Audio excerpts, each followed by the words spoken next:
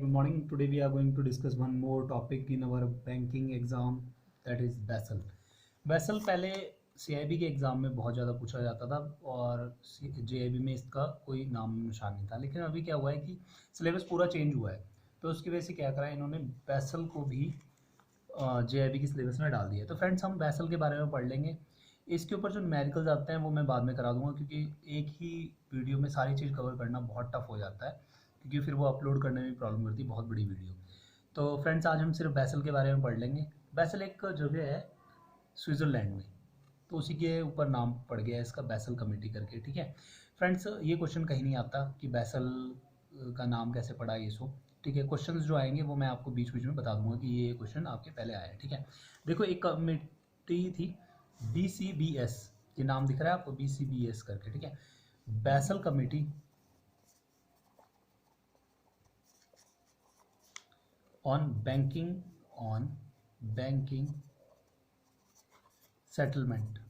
Friends अगर hand writing थोड़ी गंदी लग रही हो, समझ नहीं आ रही हो, तो कुछ नहीं, आपने क्या करना है कि ये नंबर है, इस पर मेरे को व्हाट्सअप कर देना, मैं आपको PDF लिंक दे दूंगा इसका, तो वो पढ़ लेना। ऐसा होता है कि बहुत सारे नोट्स वगैरह आप इकट्ठे कर ले, प्रिंट आउट करके रख लें, समझ में कुछ भी नहीं आए तो फिर उन नोट्स का कोई ऐसी वैल्यू है नहीं। तो हम देखेंगे BCBS, इसकी फुल फॉर्म आई है BESL committee on banking settlement. ठीक है, इसने ही पूरा BESL का ढांचा बनाया, पूरा उस चीज़ को कराया। ठीक है, तो इसमें क्या था, BESL के 3 पिलर्स हैं, 1, 2 एंड 3। ठीक है, देखो पहले समझ लो कि BESL कमेटी क्यों आई, क्या रीज़न था उसका, क्यों ऐसा किया गया। देखो क्या था कि बैंक्स जो है लैंडिंग करते हैं, बैंकों का काम यही है, लेकिन क्या होता है कि बहुत ज़्यादा अगर लोन डिफ़ॉल्ट हो जाए तो भी बैंक डूब सकता है, और अगर मान लो बैंक ने किसी को पैसा दे दिया और वो टाइम पे रीपे ना हो तो भी प्रॉब्लम क्रिएट हो सकती है। तो ऐसा ही एक बैंक था, तो वो इसी वजह से डूब गया था, क्योंकि वहाँ पे सेटलमेंट टाइम पे नहीं हुई थी। ठीक है,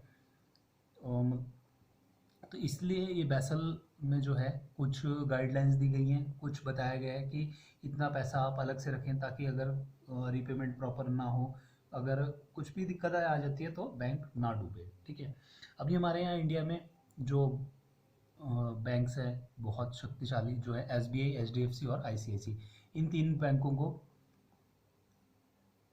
ऐसा बोला जाता है कि ये इतनी जल्दी नहीं डूबेंगे, ये बहुत सशक्त बैंक है। ठीक है, तो हमारे BESL में 3 पिलर्स रखे गए हैं, तो इन 3 पिलर्स का नाम कई बार पूछ लेते हैं। तो पहला देखेंगे मिनिमम कैपिटल रिक्वायरमेंट, दूसरा है सुपरवाइजरी रिव्यू,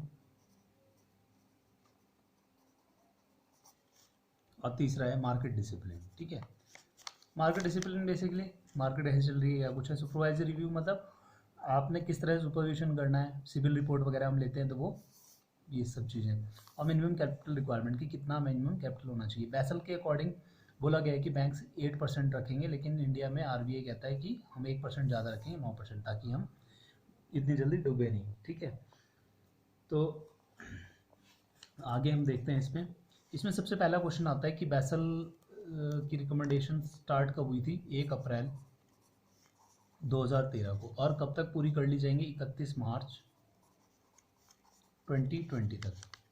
ठीक है, जो भी रिकमेंडेशंस BESL कमेटी ने दी थी। ठीक है फ्रेंड्स,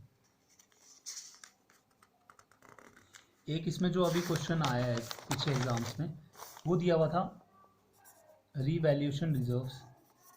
ये सारे रीवैल्यूएशन रिजर्व्स या ये सब चीज़ें जब आप न्यूमेरिकल्स करेंगे तो आपको बहुत बढ़िया तरीके से समझ में आ जाएगा।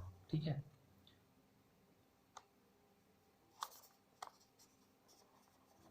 तो क्वेश्चन में इस तरह लिखा हुआ था revaluation reserves at a 55% discount. तो इसका क्या मतलब है कि 45% ही पैसा CET1 के लिए रखा जाएगा। ठीक है,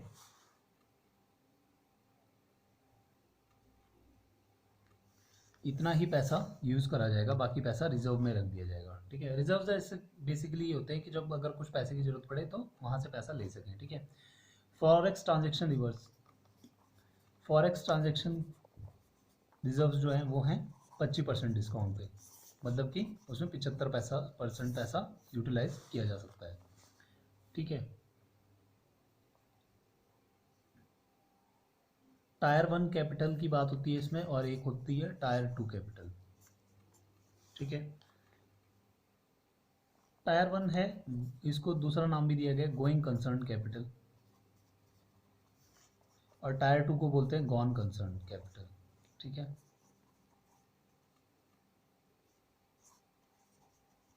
ये वाला ज़्यादा यूज़ होगा शुरुआत में, और उसके बाद में ये पिक्चर में आएगा। ठीक है। तो इसमें आपने बस यही चीज़ें देख लेनी है कि टायर 1 में किस किस तरह के कैपिटल आ जाते हैं। टायर 1 में कौन कौन से कैपिटल आएंगे आपके, इनके नाम याद रखने हैं आपने सिर्फ। ठीक है। होप दिख रहा होगा आपको टायर 1। टायर 1 में आ जाएंगे common shares, paid up equity capital वगैरह। ठीक है। दूसरा है रिजर्व्स। तीसरा आ जाएगा रिवैल्यूएशन रिजर्व्स एट 55% डिस्काउंट, जो कि अभी हमने पढ़ लिया टर्म। नेक्स्ट जो आएगा टायर 1 कैपिटल में आएगा forex transaction reserves, forex translation reserves, और एक ये यहाँ पे रहता है रिवैल्यूएशन। ठीक है। टायर 2 में आपके कौन कौन सी कैपिटल आ जाएंगे, जनरल प्रोविजंस आ जाएंगे। प्रोविजंस समझते हैं, कुछ पैसा अलग से रख दिया जाता है कि अगर लोन खराब हुआ तो वो पैसा वहाँ से उठा लिया जाएगा। ठीक है।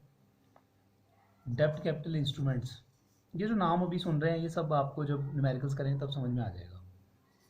PCPS, RNCPS, ये क्या है, परपेचुअल क्यूमुलेटिव शेयर्स हैं, रिडीमेबल नॉन क्यूमुलेटिव शेयर्स हैं। इस तरह के डिफरेंट शेयर्स हैं जो कि टायर 2 कैपिटल में आपके आएंगे। ठीक है।